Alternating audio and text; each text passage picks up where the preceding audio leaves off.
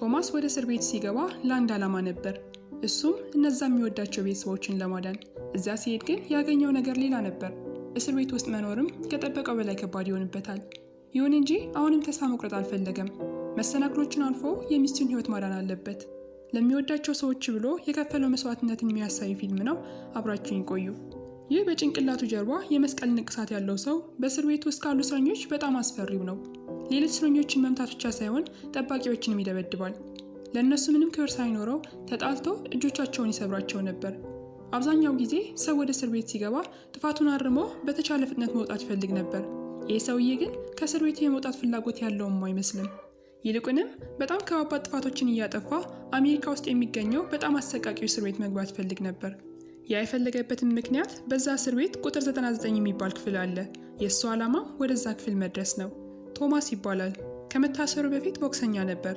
ከጥቂት ጊዜ በኋላም የቦክስ ስራውን አቋርጦ እቃዎችን ማጓጓዝ ጀመረ። ግን ገና በሁለተኛው ቀን ከዛ ስራው ይባረራል። ቶማስ ተስፋ ቆርጦ ወደ ቤት ሲመለስ ሚስቱ በአስፋልቱ ዳር ሆና መኪና ውስጥ ሆና ያያታል። የሆነ ችግር እንዳለ ገምቶ ወደ እሷ ይሄድና ቦርሳዋን ከእጇ ይወስድባታል። ከዛ ስልኳ አውጥቶ ሲከፍተው ብዙ የፍቅር መልእክቶችን ያነባል። በዛ ሰዓት ሚስቱ ተናዳ ጥላ ወደ ቤት ስትገባ ቶማስ ግን ንዴቱ መኪናው ላይ ይወጣው ጀመር። የመኪናው መስኮት ብቻ ሳይሆን የጎን መስታወቱም ሰበረው። ቀስ በቀስ መኪናው እንዳለ መሰባበሩን ቀጠለ። ቶማስ ጨካን የሚመስል ማንነት ቢኖረውም ግን አንድ ደካማ ጎንም ነበረው። እሱም ሚስቱን ከሚመታ እጁ እስኪደማ የመኪናዋ ብረት መምታትን ይመርጣል። ወደ ቤት ሲመለስ ሚስቱ እንደዛ ያደረገችው ወዳ እንዳልሆነ ልታስረዳው ትሞክራለች። ቶማስ ከ6 ወር በላይ ለትዳሩ ብዙም አይጨነቅም ነበር። በየቀኑ ጠዋት ይወጣና ምሽት ተመልሶ ይመጣል። ለሷ ስሜት ብዙም ግድ የለውም። ቶማስ ይህንን ሲሰማ ጥፋቱ ገብቶት ትንሽ አዘነ። ሚስቱን በጣም ይወዳት ስለነበር አሁንም ሁለተኛ እድል ሊሰጣት ይወስናል። እሷን ይቅር ለማለት ብቻ ሳይሆን ልጅን መውለድ ይፈልጋል። ነገር ግን ከስራው ስለተባረረ ቤተሰቦችን ለመደገፍ በቂ ገንዘብ አልነበረውም። ከዚያም ቶማስ አንድ ሀሳብ መጣ። ህገወጥ እቃዎችን ማዛዛር። ስራው ህገወጥ እንደሆነ ያውቃል። ከተያዘም ወደ እስር ቤት እንደሚገባ ግልጽ ነው።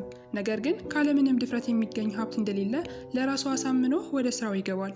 ከአንድ ዓመት ባነሰ ጊዜ ውስጥ አዲስ መኪናና ትልቅ ቤት ገዛ። ሚስቱም እንደፈለጉት አረገዘችና ትዳራቸው ወደ መደበኛ ሁኔታ ይመለሳል። አንድ ቀን ሚስቱን አቅፏት መኝታ ክፍል ከወሰደ በኋላ አንድ ስልክ ይደወልለታል። የስራ አለቃው አንድ ችግር ስላጋጠመው ችግሩን ሊፈታለት የሚችል ሰው ደግሞ ቶማስ ብቻ እንደሆነ አውቆ ነበር የደወለለት። ቶማስ በመኪናው ወደ ተጠራበት ቦታ ሲሄድ አለቃው ከአንድ ሜክሲካዊ እጽ አዘዋዋሪ ጋር እያወሩ ያገኛቸው። ሜክሲካዊው ወደ አሜሪካ በድብቅ ለማዛወር የሚፈልጋቸው ብዙ እቃዎች ስላሉት እንዲረዱት ብሎ ነበር የመጣው። ግን የቶማስ አለቃ ሜክሲካዊን ስላላመነው ቶማስ ሄዶ እንዲያናግረውና እንዲያረጋግጥ ይልከዋል። ቶማስ ሜክሲካዊን እንዳየው የእሱ ሰኛ እንደሆነ ያውቃል። ከእንደዚህ አይነት ሰው መስራት ደግሞ አደጋ ላይ ሊጥላቸው ይችላል። አለቃው ግን ለአደጋው ብዙም ግድ አልነበረውም። ምክንያቱም ያ ስራ ከተሳካላቸው ብዙ ብር ነበር የሚያገኙት። ለቶማስም ከነ ቤተሰቦቹ አንደላቆ ሊያኖር የሚችል ገንዘብ ነው። ሚስቱ ስትወልድ ደግሞ የ3 እረፍት እንደሚሰጠው ሲነግረው ቶማስ ከአለቃው ጋር ተስማማ። ለአለቃው ቶማስ ከማንም በላይ የሚያምነው ተላላኪው ነው። እሱ እሺ ብሎ ሲታዘዝ ሌሎቹም ካለምንም ማንገራገር ይታዘዙት ነበር። በዛ ሰዓት ግን ሊፈትነውን ፈለገና ያ ውድ የተባለው እቃ እንድጥለው ባዘህ ምን ታረግ ነበር ብሎ ይጠይቀዋል። ቶማስም ምንም ሳያስብ እንደታዘዘው እንደሚጥለው ይመልስለታል። ከጥቂት ቀናት በኋላ ቶማስና ሌሎቹ እንደተነገራቸው እቃውን ለመቀበል ወደ ወደው ይሄዱ። እንደዛ አይነት ህገወጥ እቃዎች ከመሬት ይልቅ በባህር ማጓጓዝ ይሻላል። ግን ከሱ ጋር የመጡትን ሁለቱ ሰዎች ስለማያውቃቸው ብዙም ደስተኛ አልነበረም። ከዛ መድረሻቸው ላይ ሲደርሱ ከሁለቱ አንዱ የዋና ልብስ ለብሶ ወደ ባህሩ ገባ። በጨለማ ውሃ ውስጥም እየሄደ ብዙም ሳይርቅ ያ የተባለው እቃ ያገኛል። እቃውን ታስሮበት የነበረውን ብረት ሰብሮ ሳጥኑን ወደ ጀልባው ላከው። ከዛ ሳጥኑን እንደያዙ ሊመለሱ ሲሉ ቶማስ ያ የተሸከመውን የተቀበለውን እቃ ወደ ባህሩ ወረወረው። ሌሎቹም እንደዛ እንዲያደርጉ አዘዛቸው። ቶማስ በዛ ስራ የብዙ ዓመታት ልምድ ስለነበረው በአካባቢው የሆነ ችግር እንዳለ ገብቶታል። ሁለቱ ግን የእነሱ ቃል ሊጥሉ ይቅርና ሽጉጥ አውጥተው ቶማስን ያስፈራሩት ጀመሩ። ያ የእነሱ ገንዘብ ስለሆነ የእነሱ ስራ ላይ ጣልቃ እንዳይገባ ነግረውት ይሄዳሉ። በመጨረሻም እነሱም ብዙም ሳይርቁ የፖሊስ መኪኖች ድምፅን ይሰማሉ። አሁንም ግን ለማምለጥ እድል አላቸው። ነገር ግን እንደ ቶማስ ንቆች ስላልነበሩ ጭራሽ ሽጉጣቸውን አውጥተው ፖሊሶቹ ላይ ለመተኮስ ይሞክራሉ። ፖሊሶቹም በዚህ ተቆጥተው ሌሎች ፖሊሶች መጥተው እንዲረዷቸው ይጠይቃሉ። ከዚያም ወደቡ እንዳለ በፖሊሶች ይከበባል። አሁን ሁለቱ እጽ የያዙ ሰዎች አይደለም ምንም ያልያዘው ቶማስ እንኳን የማምለጥ እድል የለውም። ብዙ ሳይቆዩ ሁለቱ ይታሰራሉ። ቶማስን ጨምሮ ሁሉም አብሯቸው የሚሰሩትን ሰዎች አሳልፈው እንደሚሰጡ የታወቀ ነበር። በዛ ሰዓት ቶማስ የሚመጣውን ችግር ለማቅለል አንዱን ተኩሶ ይገድለዋል። ሌላውን ደግሞ ቀርቦ በእጁ ይደበድበዋል። ከዛ የእነሱ ስራ እንደጨረሰ በሰላም እጁ ሰጥቶ ከፖሊሶቹ ጋር ይሄዳል። በአንድ ክፍል ውስጥ አስገብተው ሲጠይቁት ቶማስ ስራቸውን እንዲሰሩ ቀላል እንዳደረገላቸው ይናገራል። ምክንያቱም ሁለቱ ጓደኞቹ ሽጉጥ ስለነበራቸው ተኩሰው ፖሊሶችን መግደል ይችሉ ነበር። ግን ቶማስ እንደዛ ሳያደርጉ ነበር የገደላቸው። ቶማስ እንደዛ ብሎ ሲናገር መታሰሩ እንደማይቀርለት ያውቅ ነበር።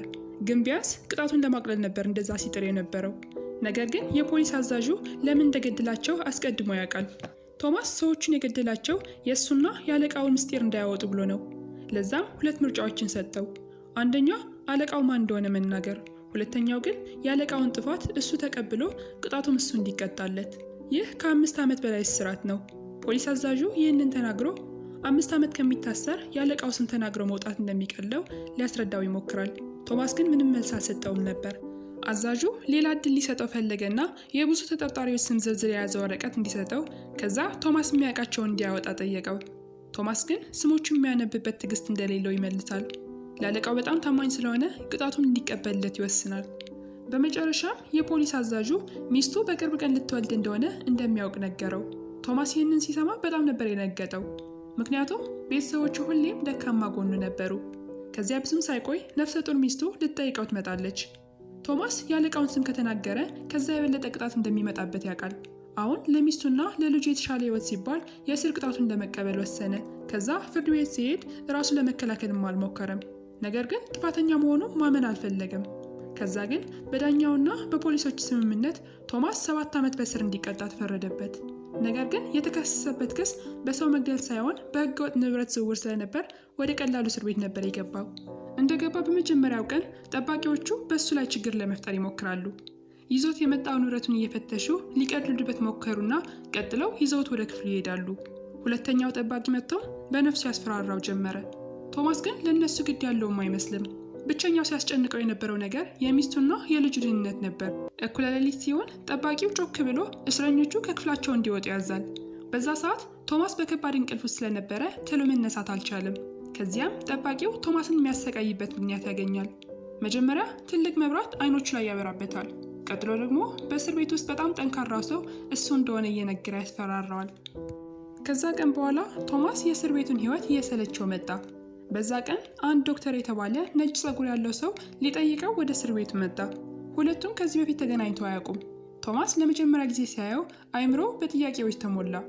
ሰውየው ግን ማን እንደሆነ ለማስረዳት ጊዜም አልነበረውም። በቀጥታ ወደ መጣበት ጉዳይ ይገባል። በዛ ቶማስ በታሰረበት ስራ ሜክሲካዊ ሰው $3 ሚሊዮን ነበር የከሰረው። ይሄ ደግሞ የቶማስ ጥፋት ነው ብሎ ያምናል። ለዛ ጥፋቱ ነፍሰ ጡሯ ሚስቱን አግተው እንደወሰዷት ነገረው።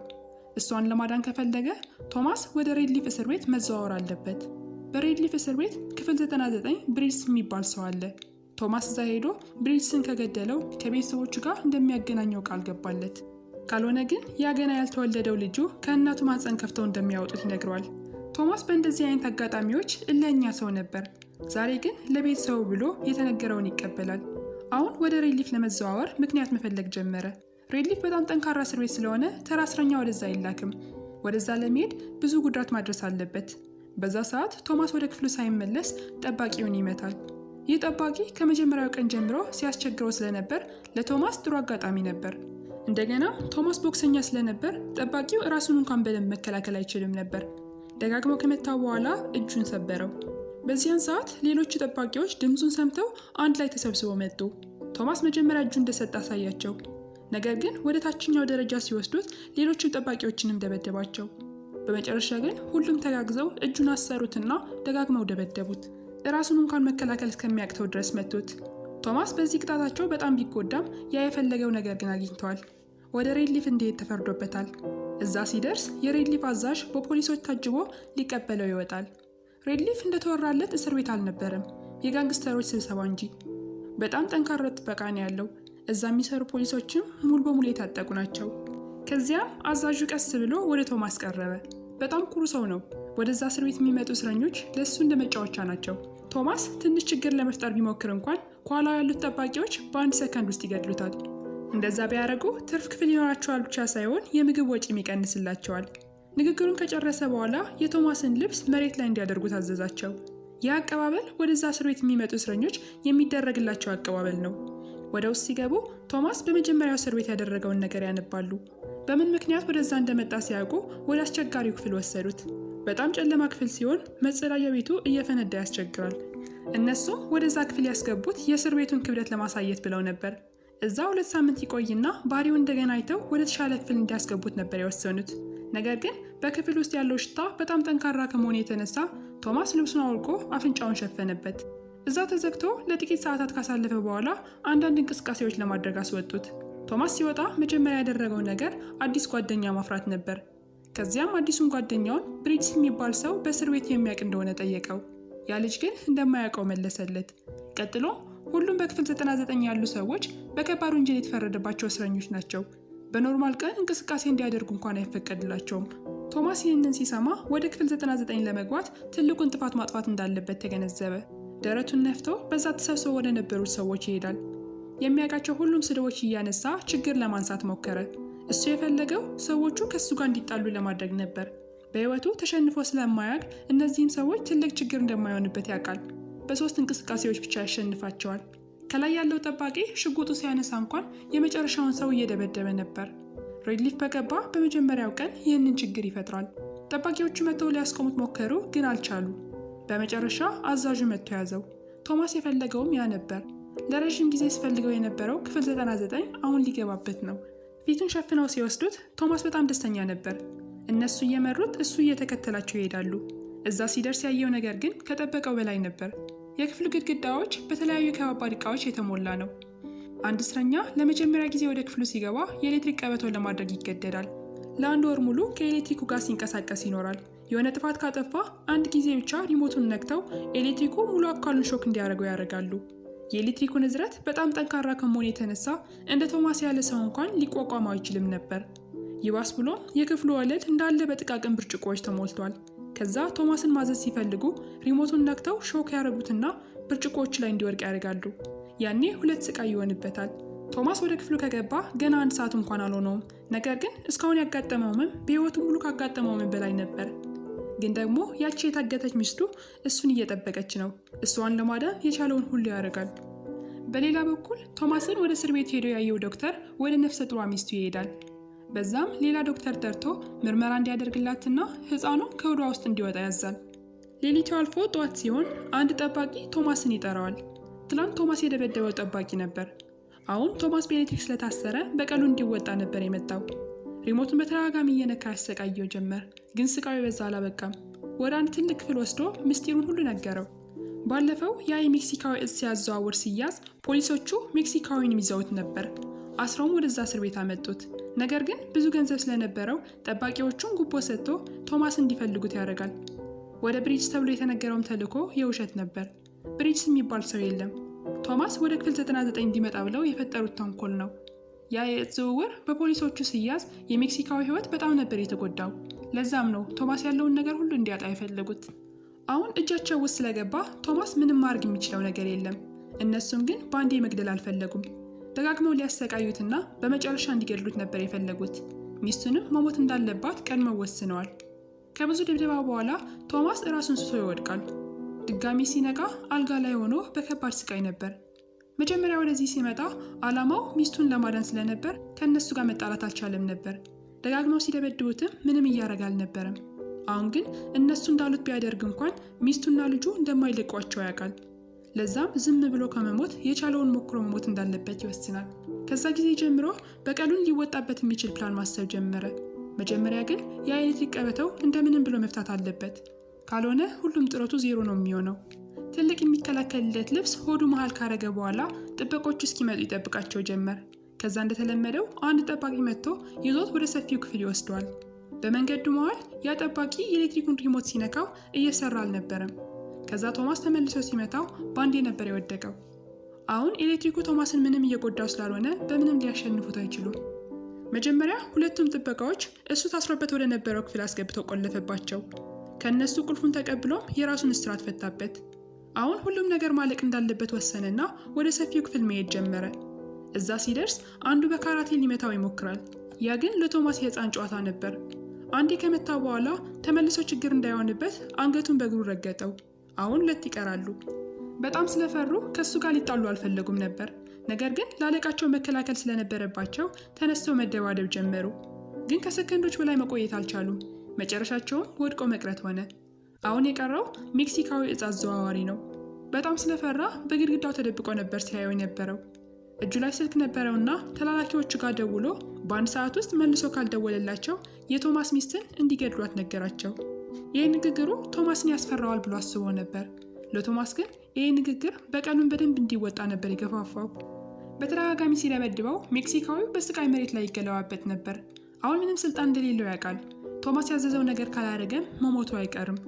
ቶማስ የፈለገው ደግሞ ሚስቱን ፈተው ወደ የቀድሞ አለቃው እንዲወስዷት ነበር። ሁለቱ እዛ ክፍል ውስጥ ሆነው ሲነጋገሩ የሬድሊፍ አዛዡ አጃቢዎቹን አስከትሎ ይመጣል። ነገር ግን በድፍረት ወደ ክፍሉ ከገባ ሜክሲካዊ እንደሚገድለው ያስፈራራው ጀመር። በዛ ሰዓት ፖሊሶቹ በውጭ ሆነው ከማየት ውጪ አማራጭ አልነበራቸውም። እነሱ ማድረግ የሚችሉት ቶማስ ያላቸውን ብቻ ነው። የቶማስ ጥያቄ ደግሞ ሚስቱ ወደ የቀድሞ አለቃ እንድትሄድና እዛ ስትደርስ እንደ ማረጋገጫ እንድትደውልለት ነበር። አሁን ከሚስቱ ስልክ እስከሚደወልለት ብቻ ነው የሚጠብቀው። ሚስቱ ደህና እንደሆነች ካረጋገጠ እነሱ እንደሚፈልጉት እንዳያደርጉ ይፈቅድላቸዋል። በዛ ሰዓት አዛዡ የቶማስ ጥያቄ እንደሰማ ለሌሎቹ ደህንነት ሲባል ከሱ ጋር ይስማማል። የሜክሲካዊ ተላላኪዎችም እንደተባሉት የቶማስ ሚስትን ይዘው ወደ የቀድሞ አለቃ ቤት አደረሰዋት። እዛ ሲጠብቃት የነበረው የቶማስ ሰው ግን ልክ እንደመጣች በሽጉጥ ተኩሶ ሹፌሩን ገደለው። ከሹፌር ጋር የነበረው ዶክተር ከመኪናው ወርዶ ሊያመልጥ ሲል የቶማስ ሚስት ሽጉጡን ተቀብላ ተኮሰችበትና እዛ እያለ ይሞታል። አሁን ሁሉ ነገር ስላለቀ ወደ ቶማስ ደወሉ። ቶማስ የሚስቱን ድምፅ ሲሰማ የነበረው ጭንቀት ሁሉ ወጣለት። ያ ሊያደርግ የፈለገውም ነገር በማሳካቱ በጣም ደስ አለው። ነገር ግን በዛ ሰዓት ሊገድሉት እንደሆነ ያውቃል። ሚስቱ እንድትጨነቅ ስላልፈለገ ምንም ነገር አልነገራትም። ሁሉም ሰላም እንደሆነ ነበር የምታውቀው። ግን ከመገደሉ በፊት ሚስቱ ስልኳ ሆዷ ላይ እንድታረገው ነገራትና ልጁን ይሰናበተዋል። ያ በማንም የማይሸነፈው ጠንካራው ሰው ከዓይኖቹ እንባ ያፈሳል። የሚቆጨው አንድ ነገር ቢኖር ከሚስቱና ልጁ ድጋሚ ሊገናኝ አለመቻሉ እንጂ የእሱ መሞት ምንም አልመሰለውም ነበር። ነገር ግን እነሱ ለማዳን ከህይወቱም በላይ ሌላ ነገር እንደሚገባቸው ያውቃል። ከዛ ሚስቱ እንደተሰናበታት ስልኩን ሰበረው። ወደ ሜክሲካዊ ተመልሶ ልብ ውስጥ የነበረውን ጭካኔ ሊያወጣለት የሚችል አገላለል ይገድለዋል። ይህ ሁሉ የተፈጠረው በሱ ምክንያት ስለሆነ ዝም ብሎ ሊለቀው አልቻለም።